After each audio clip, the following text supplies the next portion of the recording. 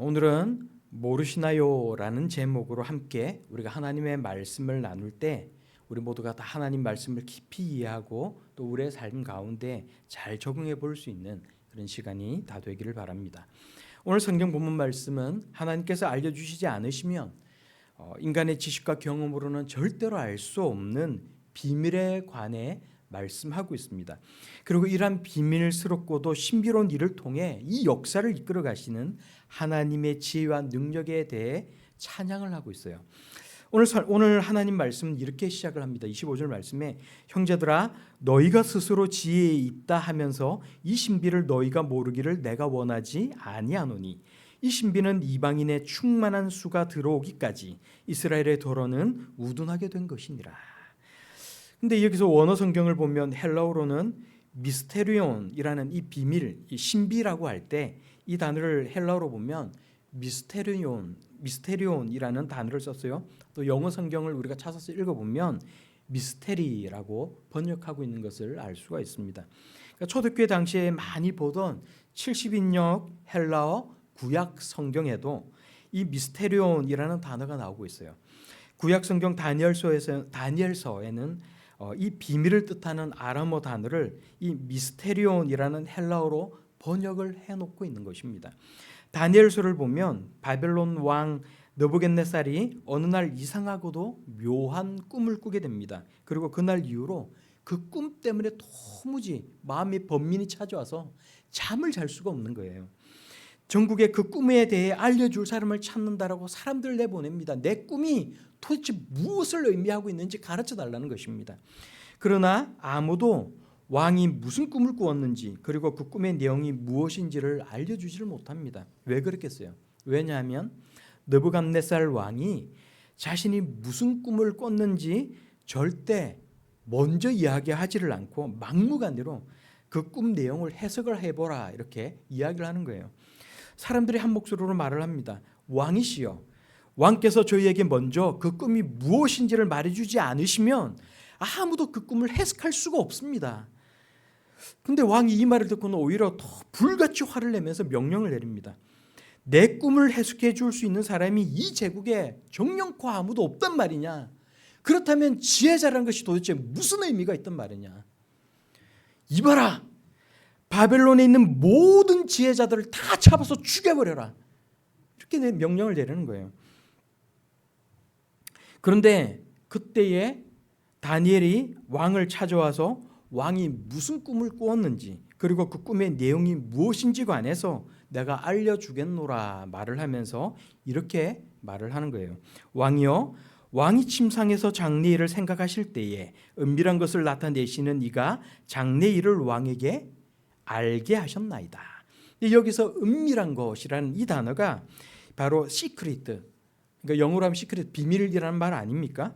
근데 오늘 본문 성경 25절에 나오는 미스테리온, 신비라는 이 단어라는 것입니다. 여기서 신비라는 말은 사전을 찾아보면 사람의 상식이나 지혜, 능력으로는 이해할 수 없는 신기하고 묘한 일이나 비밀이라고 나와 있어요. 그러니까 오늘 본문 25절에서 이 신비, 이 비밀은 하나님께서 우리들에게 알려주지 아니하시면 어느 누구도 결코 알 수가 없는 것인데, 그런데 중요한 건 뭐예요? 하나님께서 그것을 오늘 로마서 말씀을 통해 우리에게 그것을 알려주시겠다. 나는 너희가 그것에 대해 모르기를 원하지 않는다라는 이 바울의 말을 통해 우리에게 알려주신다는 거예요. 그것은 어떤 내용에 관한 것입니까? 오늘 우리가 말씀을 쭉 보니까 이방인과 유대인의 불순종과 구원에 관한 말씀입니다. 예수 그리스도께서 오셔서 복음이 전해지기 전까지는 이방인들이 하나님께 불순종을 하였다라는 거예요. 하나님을 거부하고 우상을 숭배하면서 욕심에 끌리는 대로 살아갔다는 것입니다. 그런데 복음이 전해지는 시대가 되니까 이번에는 이것이 역전이 되었어요. 이제는 유대인들이 하나님께 불순종을 합니다. 하나님의 메시아 예수 그리스도를 거부하고 교회를 박해합니다. 이방인들까지 예수를 믿지 못하도록 방해를 하는 것입니다. 대체 왜 이런 일이 일어났습니까? 언제까지 유대인들은 예수 그리스도를 거부하면서 자신들의 행위와 공로로 구원을 얻을 수 있다라는 잘못된 확신에서 벗어날 수가 있다는 말입니까? 지금까지 하나님의 은혜에서 벗어나 있던 이 이방인들이 이때부터 예수 그리스도를 믿어서 구원을 얻을 수 있었던 그 이유는 도대체 무엇입니까? 그리고 또 유대인들이 나중에라도 돌이켜서 예수 그리스도를 믿고 구원을 얻을 수 있다라고 한다면 그것은 도대체 어떻게 가능하다는 말입니까? 여러분 그렇잖아요. 또 생각해 보면 도대체 나 같은 사람이 어떻게 복음을 받아들이고 눈에 보이지 않는 하나님을 믿을 수가 있게 되었고 예수 그리스도의 대속 사역을 받아들여서 예수님을 나의 구주라고 고백할 수 있게 되었습니까? 그 근본적인 이유가 도대체 무엇이란 말입니까? 오늘 성경 하나님의 말씀은 우리에게 이 신비에 관한 결론적인 말씀을 들려주고 있어요. 먼저 복음을 거부하는 유대인들에 대해서 말씀을 합니다. 이 신비는 이방인의 충만한 수가 들어오기까지 이 이스라엘의 덜어는 우둔하게 된 것이라. 하나님께서 정하신 이방인의 충만한 수가 다 찰 때까지 유대인들의 일부가 완고하게 복음을 거부하도록 하나님께서 이들을 그냥 내버려 두셨다는 말입니다. 예수 그리스도를 거부하는 유대인들이 완고한 그 마음으로 살아가도록 하나님께서 관여치 않으셨다는 거예요. 그냥 내버려 두셨다는 말입니다. 그러나 그렇게 두시는 데는 정하신 기한이 있다고 말씀하고 있습니다. 언제까지요?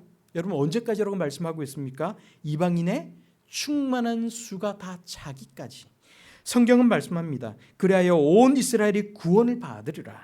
기록된 바 구원자가 시온에서 오사 야곱에게서 경건하지 않은 것을 돌이키시겠고 내가 그들의 죄를 없이 할 때에 그들에게 일어날 내 언약이 이것이라 함과 같으니라. 이스라엘이 구원받는 그날이 올 것이라고 말씀하고 있어요. 그것이 성경의 약속이고 예언이라는 것입니다. 유대인의 거부로 하나님의 은혜와 구원이 이방인에게로 흘러들어갔습니다. 또 이방인들이 누리는 구원과 은혜와 복을 이것을 목격한 유대인들이 은혜의 감람나무에 다시 접붙임을 받고 구원을 받을 날이 올 것이라고 말씀하고 있는 것입니다. 하나님께서 정하신 이방인의 충만한 수가 다 찰 때까지 이러한 일은 그날이 되면 일어날 것이라고 약속하고 있는 것입니다. 하나님께서 정하신 이방인의 수가 충만한 수가 다 차게 될 것이고 유대인들이 그때에 온 이스라엘 백성들이 하나님께로 돌아올 날이 구원받을 날이 있을 것이라고 말씀하는 거예요. 그리고 이러한 모든 일은 하나님의 은혜로운 선택과 긍휼하신 성품에서 나오는 것이라고 성경은 말씀하고 있어요. 과거에 하나님이 누구인지도 모르던 이방인들이 예수 그리스도를 믿어 구원을 얻을 수 있었던 것, 오늘날 우리가 하나님의 존재를 믿고 예수 그리스도를 구주로 고백할 수 있는 것, 앞으로 어느 미래에 어느 날에 유대인들이 예수 그리스도를 믿어 구원의 대열에 합류할 수 있는 것, 그것은 모두 하나님께서 이루신 것이고 또 이루어 가실 하나님의 경륜에 속해 있는 것입니다. 왜 이스라엘이 그 상태로 끝나버리지 않고 온 이스라엘이 구원을 받는 일이 일어날 것이라고 말씀하고 있는 것입니까? 그것은 비록 지금 복음과 관련해서는 유대인들이 예수님을 죽이고 복음을 방해하고 그리스도인들을 핍박하는 이 복음의 원수가 되었지만 하나님의 택하심과 관련해서 볼 때는 아브라함과 이삭과 야곱으로부터 내려오는 그 계보를 따라서 하나님께 사랑을 입은 민족이 바로 이 이스라엘 민족이기 때문에 바로 이 유대인들이기 때문에 그렇노라고 말씀하고 있는 것 아닙니까? 그러면서 오늘 성경 본문 말씀은 아주 중요하고도 너무나도 은혜가 되는 말씀을 하고 있어요. 29절 말씀을 우리가 한 목소리로 같이 읽겠습니다. 함께 읽겠습니다. 시작. 하나님의 은사와 부르심에는 후회하심이 없느니라. 하나님의 은혜와 부르심에는 후회하심이 없느니라. 하나님께서 강권적으로 주시는 이 은혜의 선물과 하나님의 부르심에는 후회하심이 없다라고 말씀하고 있습니다. 가만 생각해 보면 이스라엘 백성들은 늘 하나님을 배반하고 언약을 깨기가 일쑤였던 그런 사람들 아닙니까? 하나님을 거부하고 우상을 섬겼어요. 그러나 하나님은 이스라엘을 통해 이루어 가시는 그 구원사를 결코 꺾지 않으셨다라는 것입니다.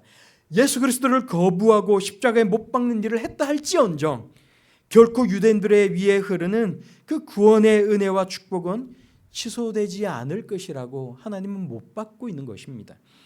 그것은 하나님이 내리신 그 약속과 결정을 뒤집어 놓지 않고 반드시 지키시는 하나님의 성품 때문에 그렇다라는 거예요. 후회하심이 없느니라라고 쓰인 이 헬러 단어를 헬러 사전에서 찾아보면 돌이킬 수 없다, 취소할 수 없다라는 의미를 가지고 있습니다. 그런데 이 말씀은 이스라엘 백성들, 유대인들에 대해서만 적용되지 않는 것이라는 것을 우리가 알아야 된다는 것입니다. 여러분, 이것이 중요한 것 아닙니까? 이방인들이 불순종할 때 하나님은 이방인들을 긍휼히 여기셨어요. 그리고 이스라엘 백성들이 불순종할 때 하나님은 이방인들을 하나님의 백성으로 부르시고 구원을 얻게 하시고 하나님의 자녀가 되게 하시는 은혜와 복을 주셨다라는 것입니다. 여기에는 하나님의 긍휼의 마음이 있습니다. 불쌍히 여기시는 하나님의 성품이 여기에 있습니다. 누구를 어느 때에 불쌍히 여기시고 누구를 구원과 은혜로 누구에게 구원과 은혜를 베풀어 주실지, 누구를 그냥 범죄하는 대로 그 십방 가운데 놓아 두실지, 그것은 오롯이 하나님의 선택에 달려 있는 문제입니다. 그러나 하나님께서 선택하시고 하나님께서 긍휼히 여기시는 그 사람에게는 취소할 수 없는 하나님의 부르심과 은혜의 선물이 있다라는 거예요. 오늘 나를 선택하시고 하나님의 자녀 삼아 주신 그 하나님께서 나를 긍휼히 여기는 마음으로 오늘 이 시간에도 나를 바라보고 계십니다. 이방인들을 긍휼히 여기시고 구원을 베푸시는 우리 하나님은 이와 같이 유대인들도 긍휼히 여기신다라고 말씀하고 있는 것입니다. 여러분, 31절 말씀을 우리가 같이 한 목소리로 함께 읽겠습니다. 시작. 이와 같이 이 사람들이 순종하지 아니하니 이는 너희에게 베푸시는 긍휼로 이제 그들도 긍휼을 얻게 하려 하심이라. 아멘. 이와 같이 이 사람들이 순종하지 아니하니 이는 너희에게 베푸시는 긍휼로 이제 그들도 긍휼을 얻게 하려 하심이라. 여기서 이방인들에게 그러하셨듯이 유대인들에게도 긍휼을 얻게 하시는 하나님의 방법이 나와 있습니다. 여러분 찾으셨어요? 그것은 이와 같이라는 것입니다.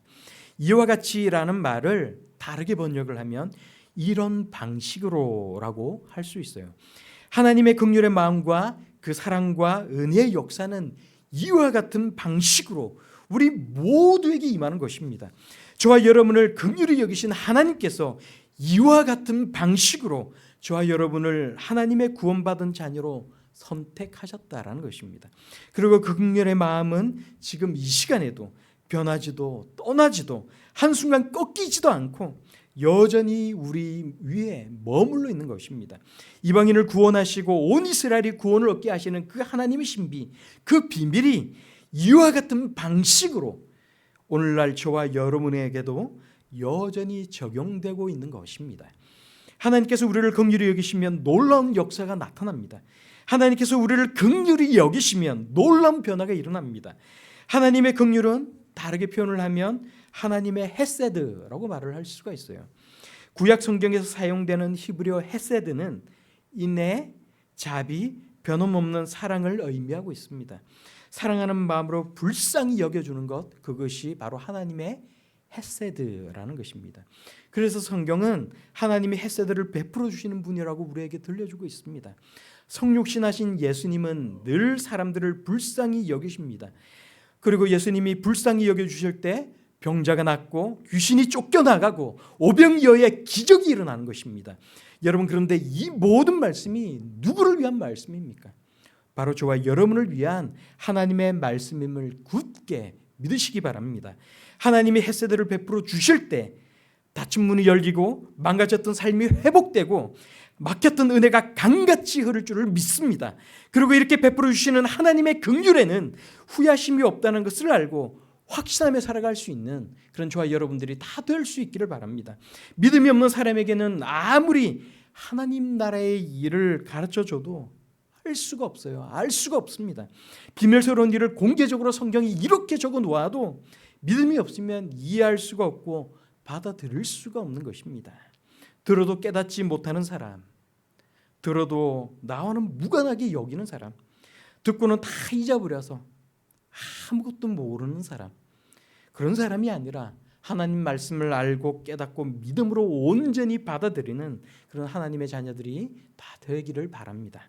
마지막으로 성경 본문 말씀은 우리가 스스로 알 수 없는 비밀에 관해 이야기를 다 하고 난 뒤에 하나님을 찬양하는 것으로 마무리하고 있어요. 33절 말씀을 우리가 함께 읽겠습니다. 33절입니다. 시작. 깊도다 하나님의 지혜와 지식의 풍성함이요 그의 판단은 헤아리지 못할 것이며 그의 길은 찾지 못할 것이로다. 하나님을 찬양하는데 이렇게 시작하는 거예요. 깊도다 하나님의 지혜와 지식의 풍성함이요. 하나님의 능력 중에 지혜와 지식이 얼마나 깊고 풍성한지를 찬양을 하고 있는 것입니다. 사람의 머리로는 하나님의 그 생각을 다 헤아려 볼 수도 없는 것이고 하나님이 하시는 일은 인간의 능력으로 도무지 알 수 없는 것이라고 여러분 고백하고 있는 것 아닙니까? 그런데 로마서가 이렇게 쓰여졌던 그 당시에도 그리고 지금 이 시대에도 여전히 대다수의 유대인들은 복음을 거부하고 있어요. 이방인의 충만한 수가 얼마나 되는지 우리는 알지 못합니다.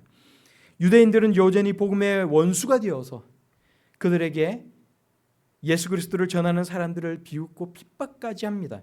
예전에 사역하던 교회에서 청년들이 저한테 그런 이야기를 하는 거예요. 전도사님, 저때 전도사 때였거든요. 전도사님 혹시 그 영상 보셨습니까? 그러면서 이야기를 하는 거예요. 유대인들에게 복음을 전하는 그리스도인들에게 유대인들이 칼을 휘두르는 영상을 봤는데 너무나도 끔찍했다는 것입니다. 그리스도인들을 비웃는 유대인 아이의 그 표정이 너무나 노골적으로 악의적이었다는 거예요. 그것을 보고는 저런 유대인들이 어떻게 구원을 받을 수 있나 회의적인 마음이 들었다는 것입니다. 많은 유대인들이 복음을 받아들이고 그리스도인이 지금 되고 있는 것도 사실이지만 여전히 너무나도 많은 유대인들이 복음을 거부하고 있습니다. 우리는 이런 현상을 보면서 어떻게 해야 합니까? 결국 하나님의 때에 하나님의 계획을 이루실 하나님을 믿어야 한다는 겁니다. 성경을 통해 하나님 나라의 비밀을 알았고 깨달았다면 그것을 반드시 이루실 하나님을 기대하고 신뢰할 수 있어야 된다는 것입니다. 비밀을 알고 맡은 자로서 하나님의 긍휼하심이 실현될 날을 기다리면서 하나님을 찬송할 수 있어야 된다라고 오늘 성경이 우리에게 말씀하고 있는 것 아닙니까? 마찬가지로 우리의 삶에 해결되지 않고 해결될 기미가 없는 많은 고통들이 있습니다. 이해되지 않는 많은 문제들이 있습니다. 하나님이 돌보시지 않는 것처럼 느껴지는 많은 어려움들이 있습니다. 때로는 하나님이 정말로 나를 사랑하시나 믿기지 않을 때가 있어요. 하나님이 나를 버리시거나 포기하시지는 않으셨을까 의심이 들 때도 있다는 것입니다. 그러나 그럴 때 하나님의 말씀을 기억하고 하나님의 말씀을 기억하고 소망을 굳게 붙드는 하나님의 자녀들, 하나님의 성도들이 다 될 수 있길 바랍니다. 무엇인가 믿을 수 없는 기적이 일어나서 우리의 삶 가운데 뭔가 우리의 모든 상황을 다 바꾸고 변화시키고 답답한 문제들이 해결될 수 있기만을 기다리고 그것만을 간절히 바라며 살아가기보다는 오늘의 말씀, 오늘의 하나님의 말씀을 기억하면서 오늘의 비밀을 기억하면서 인내하고 하나님을 신뢰할 수 있는 그런 성도들이 다 되기를 바랍니다. 오늘 말씀이 뭐라고 말씀하고 있어요? 깊도다 하나님의 지혜와 지식의 풍성함이요 그의 판단은 헤아리지 못할 것이며 그의 길은 찾지 못할 것이로다. 누가 주의 마음을 알았느냐? 누가 그의 모사가 되었느냐? 누가 주께 먼저 드려서 갚으심을 받겠느냐? 내가 최악이라고 생각하는 그 일을 통해서 하나님은 합심하여 선을 이루어나가게 하시고 내 고난과 고통을 통해서 하나님은 나를 더 축복의 자리로 데려가실 수 있다는 것을 고백하기를 바랍니다. 할 수 있는 성도들이 되기를 바랍니다.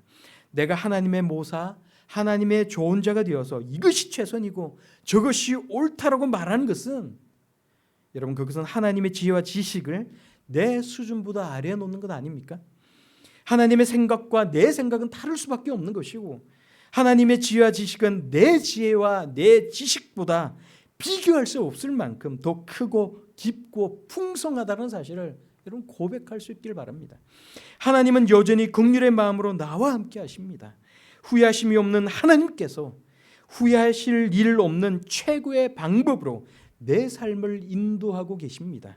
우리가 그것을 믿고 자신을 핍박하고 박해하던 유대인들을 보면서까지도 하나님 나라의 비밀을 아는 자로서 믿음과 희망을 가지고 살았던 그 사도 바울처럼 하나님의 지혜와 지식과 능력을 찬송할 수 있는 그런 성도들이 다 되기를 바랍니다. 오늘 성경 말씀 36절은 우리에게 이렇게 하나님의 찬양하는 말, 하나님의 성령을 들려주면서 이렇게 마무리를 하고 있어요. 이는 만물이 주에게서 나오고 주로 말미암고 주에게로 돌아갑니다. 그에게 영광이 세세히 있을지어다. 아멘. 이것이야말로 하나님을 최고로 신뢰하고 하나님 나라의 비밀을 최고로 잘 이해하는 사람이 들을 수 있는 최고의 찬양 가운데 하나가 아니겠습니까? 만물이라는 말은 말 그대로 모든 것이라는 의미를 가지고 있습니다. 세상에 존재하는 모든 것이 하나님께로부터 나오고 또 그 모든 것이 하나님으로 말미암고 결국 그 모든 것은 하나님께로 돌아갑니다. 오늘 이 말씀이 그 말씀 아니에요? 우리의 성공도, 우리의 아름다운 날들도, 우리의 건강도, 우리의 행복도 다 하나님께로부터 나와서 하나님으로 말미암고 다 하나님께로 돌아간다는 것입니다. 우리에게 주시는 분도 하나님이시고 가져가시는 분, 거두시는 분도 하나님이시라는 거예요. 여기에는 우리의 고통, 우리의 실패, 우리의 고난도 포함되어 있습니다. 우리의 절망, 우리가 이해할 수 없고 납득할 수 없는 수많은 일들도 여기에는 다 포함이 되어 있어요. 우리가 하나님의 마음을 다 알 수 없고 이해할 수는 없으나 그러나 여러분 분명한 것이 있습니다. 하나님께서 후회 없는 긍휼로 우리의 삶을 인도하고 계시다라는 것입니다.